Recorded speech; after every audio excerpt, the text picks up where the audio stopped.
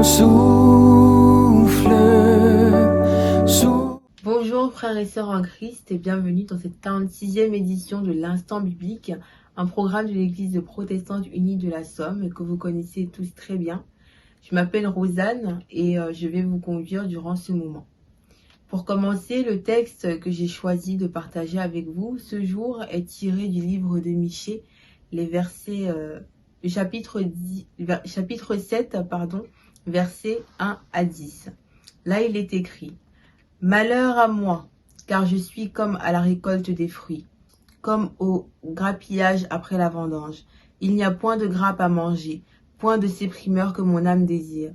L'homme de bien a disparu du pays, et il n'y a plus de juste parmi les hommes. Ils sont tous en embuscade pour verser le sang, chacun tend un piège à son frère. Leurs mains sont habiles à faire le mal. Le prince a des exigences, le juge réclame un salaire, le grand manifeste son avidité, et ils font ainsi cause commune. Le meilleur d'entre eux est comme une ronce et le plus droit pire qu'un buisson d'épines. Le jour annoncé par tes prophètes, ton châtiment approche. C'est alors qu'ils seront dans la confusion. Ne crois pas à un ami, ne te fie pas à un intime. Devant celle qui repose sur ton sein, garde les portes de ta bouche, car le fils outrage le père, la fille se soulève contre sa mère, la belle-fille contre sa belle-mère. Chacun a pour ennemi les gens de sa maison. Pour moi, je regarderai vers l'Éternel. Je mettrai mon espérance dans le Dieu de mon salut. Mon Dieu m'exaucera. Ne te réjouis pas à mon sujet, mon ennemi, car si je suis tombé, je me relèverai. Si je suis assise dans les ténèbres, l'Éternel sera ma lumière. Je supporterai la colère de l'Éternel, puisque j'ai péché contre lui, jusqu'à ce qu'il défende ma cause et me fasse droit. Il me conduira à la lumière, et je contemplerai sa justice. Mon ennemi le verra, et sera couverte de honte. Elle qui me disait, où est l'Éternel ton Dieu? Mes yeux se réjouiront à sa vue, alors elle sera foulée aux pieds comme la boue des rues. Amen. Alors ce texte m'a beaucoup parlé, d'une part parce que dans sa première partie, du verset 1 au verset 6, selon moi, il illustre beaucoup le monde dans lequel on vit à première vue, avec la hausse de criminalité, de meurtre, de méchanceté ou encore d'escroquerie. Aujourd'hui, on cherche autour de nous les gens bien, sans succès parfois. Chacun à sa manière cherche son intérêt, notamment sa grandeur ou sa puissance, cherche à se faire valoir, à tel point que le meilleur d'entre nous pique avec ses ronces et le plus droit écorche avec ses épines. Dans le verset 5, qui peut heurter beaucoup, je vais vous en lire un extrait. Ne crois pas à un ami, ne te fie pas à un intime. On peut comprendre qu'effectivement, nul n'est à l'abri d'une trahison ou même d'un abus de confiance venant des siens. Dans la deuxième partie de ce passage, du verset 7 au verset 10, Michée nous dit comment être serein dans nos relations, mettre mon espérance dans le Dieu de mon salut. Dans ce contexte, comme elle le dit si bien, si je suis tombée, je me relèverai. Si je suis assise dans les ténèbres, l'Éternel sera ma lumière. Ainsi, avec Dieu, face à l'adversité, face aux conflits, aux trahisons, nous sommes à l'abri, nous sommes protégés. En mettant Dieu au devant de toutes nos rencontres et nos relations, nous mettons à l'abri et nous demandons ainsi indirectement à Dieu de nous éloigner du mauvais et du méchant, et ainsi de nous protéger, lui qui veut notre bien en tout temps. Alors ce message me parle beaucoup en ce temps de rentrée, ou rentrée académique, scolaire, universitaire, un nouveau départ avec de nouvelles relations, de nouvelles rencontres d'amitié, de collègues, de camarades.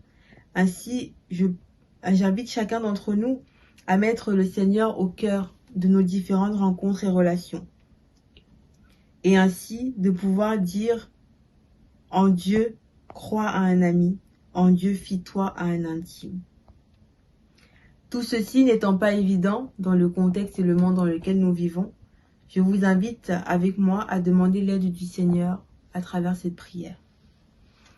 Seigneur, que cette parole retentisse dans nos cœurs à tous, qu'avec ton aide, nous ayons à cœur de te mettre au devant de toutes nos relations, familiales, professionnelles, amicales, paroissiales, et qu'ainsi, nous nous mettions à l'abri de mauvaises rencontres qui pourraient endommager notre foi en toi et en la bonté de ta création. Donne-nous de faire de toi notre premier ami, confident, intime. Et ainsi, Seigneur, de pouvoir avancer sereinement dans nos relations. Amen. Pour clôturer ce temps partagé ensemble, je vous propose de terminer par le cantique « Celui qui met en Jésus », tiré du recueil sur les ailes de la foi, le numéro 392. Je vous souhaite une bonne semaine et à très bientôt.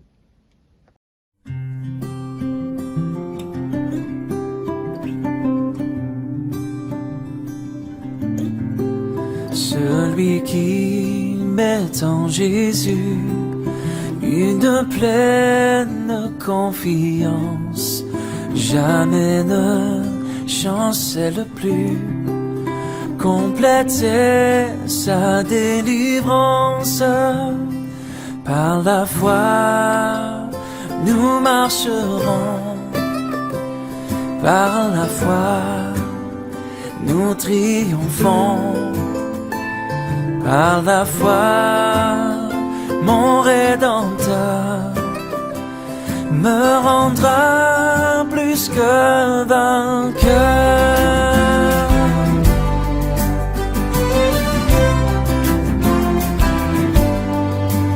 Dans les jours d'adversité, quand tu sens gronder l'orage, regarde en sécurité, attristé, reprends courage.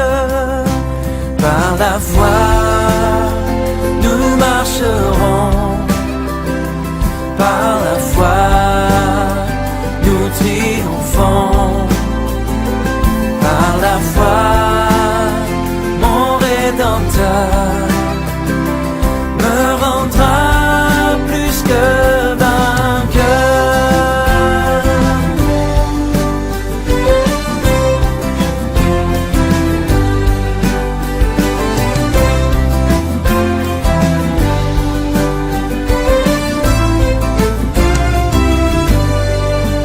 Par la foi, je marcherai en comptant sur ses promesses. Par lui, je triompherai en tout temps de